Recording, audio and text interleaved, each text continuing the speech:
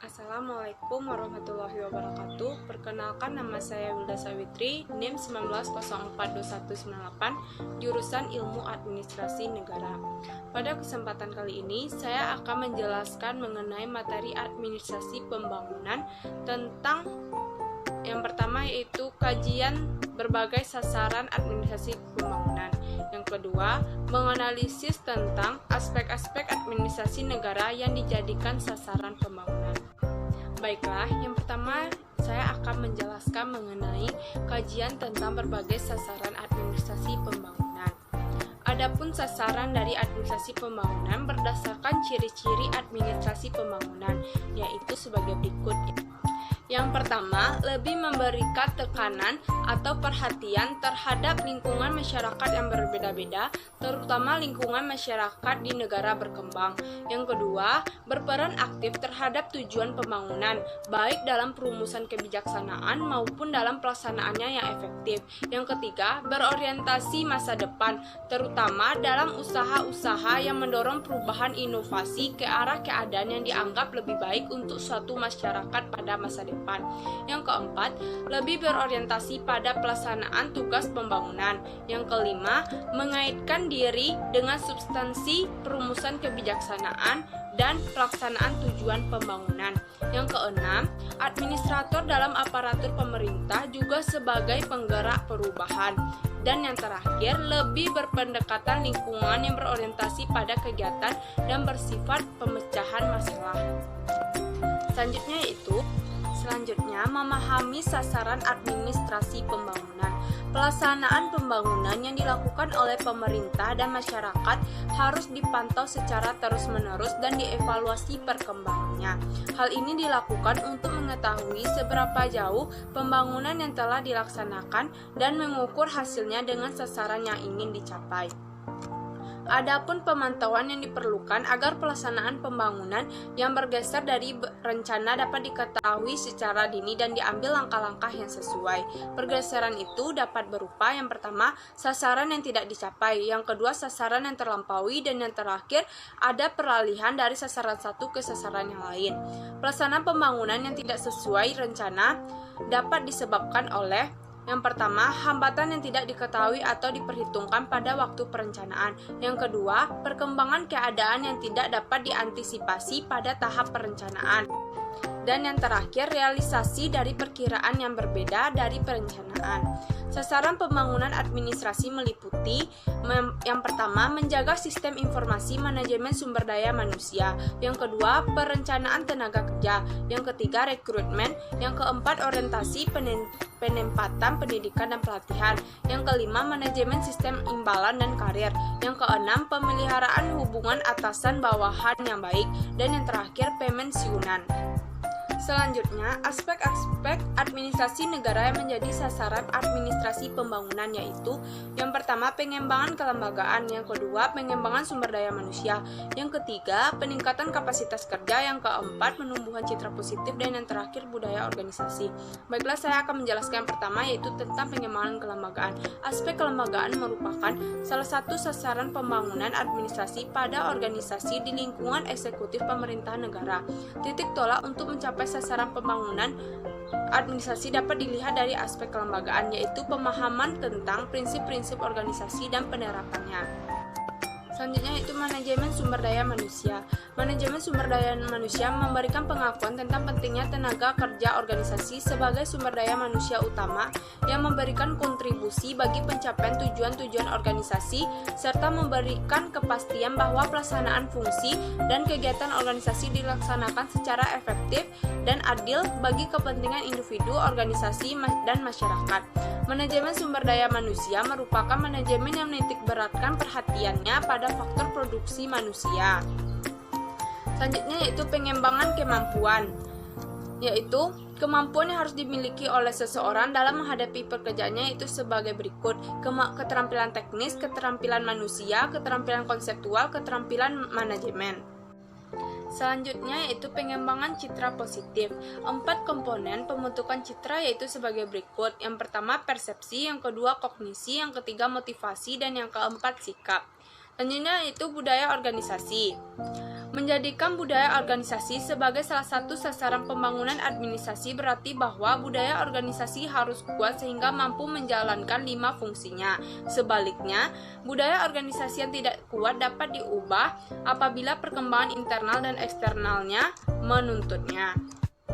Pembahasan yang akan saya jelaskan berikutnya yaitu mengenai menganalisis tentang aspek-aspek administrasi negara yang dijadikan sasaran pembangunan. Ada berbagai aspek yang saling mempengaruhi dalam administrasi pembangunan yaitu sebagai berikut. Yang pertama, aspek politik. Pendekatan administrasi pembangunan berkaitan erat, saling berhubungan dan saling mempengaruhi keadaan dan proses perkembangan politik, ekonomi, sosial, dan budaya. Hubungan itu dapat saling bertentangan, netral, ataupun saling mendukung. Berbagai aspek politik yang mempengaruhi pengaruh timbal balik dengan administrasi pembangunan adalah sebagai berikut. Yang pertama, filsafat hidup dan filsafat politik kemasyarakatan. Yang kedua, komite elit kekuasaan dan elit pemerintahan terhadap proses pembangunan. Yang ketiga, masalah yang hubungannya dengan kestabilitasan politik agar proses pembangunan dapat berjalan lebih baik. Yang keempat, perkembangan bidang politik ke arah pemberian iklim politik yang lebih menunjang usaha pembangunan. Yang kelima, hubungan antara proses politik dan proses administrasi serta kaum politik dan birokrasi. Dan yang terakhir, aspek hubungan politik luar negeri dan perkembangan politik luar negeri yang sangat berpengaruh terhadap administrasi pembangunan. Selanjutnya yaitu aspek ekonomi. Pertumbuhan ekonomi adalah salah satu bagian dari proses perkembangan sosial, politik, psikologi, kebudayaan, administrasi, dan ekonomi yang disebut pembangunan atau modernisasi. Negara-negara yang baru berkembang pada umumnya memberikan prioritas yang tinggi terhadap pembangunan ekonomi. Hal ini disebabkan kebutuhan yang mendesak bagi negara-negara tersebut adalah meningkatkan kesejahteraan ekonomi. Keadaan ekonomi yang meningkat akan memberikan kesempatan yang lebih baik untuk mencapai tujuan-tujuan pembangunan di bidang lain. Agar kebijaksanaan dan program pembangunan ekonomi dapat dirumuskan, diperlukan administrasi pembangunan yang mampu merealisasikan tujuan dan kebijaksanaan tersebut menjadi kenyataan. Di sisi lain, pertumbuhan ekonomi yang sehat akan memberikan pengaruh yang baik terhadap keadaan, pembinaan, serta kemampuan administrasi pembangunan. Ketiga yaitu aspek sosial budaya. Sebagaimana aspek kehidupan yang lain, proses pembangunan terjadi karena adanya pembinaan berbagai aspek dalam kehidupan masyarakat atau bangsa yang saling menunjang. Bahkan, proses pembangunan yang sebenarnya merupakan perubahan sosial budaya. Aspek sosial budaya yang perlu mendapat perhatian dalam administrasi pembangunan adalah sebagai berikut. Yang pertama, hambatan kultural yang sesuai berbasis kultural tertentu suatu masyarakat. Motivasi yang diperlukan untuk pembaharuan atau pembangunan yang memerlukan perhatian dalam administrasi pembangunan. Sikap-sikap golongan dalam masyarakat terhadap usaha pembangunan. Dan yang terakhir, berbagai masalah sosial budaya yang menonjol dan memerlukan perhatian administrasi pembangunan. Dalam administrasi pembangunan, aspek sosial budaya perlu diperhatikan, terutama dalam melancarkan kebijaksanaan dan pelaksanaan program pembangunan yang bersifat baru. Misalnya, dalam mengintroduksi tata cara pengolahan baru di bidang pertanian, tata cara pengorganisasian masyarakat desa, orientasi pendidikan, program keluarga berencana, dan adaptasi terhadap teknologi. Administrasi pembangunan sebaiknya dapat memberikan perhatian dan berusaha menanggapi ke arah konsilisasi, keseimbangan, dan perkembangan masyarakat tertentu. Selanjutnya itu aspek perkembangan ilmu teknologi dan lingkungan fisik. Administrasi pembangunan juga mempunyai kaitan yang erat dengan pengembangan ilmu dan teknologi. Oleh karena itu, administrasi pembangunan harus memberikan sarana administrasi yang memungkinkan pertumbuhan ilmu dan teknologi. Misalnya, administrasi pemerintah tidak memberikan cukup perhatian dan penghargaan kepada tenaga-tenaga ilmu penelitian. Dan yang terakhir yaitu aspek institusional. Aspek institusional berkaitan erat dengan keempat aspek yang telah diuraikan tersebut.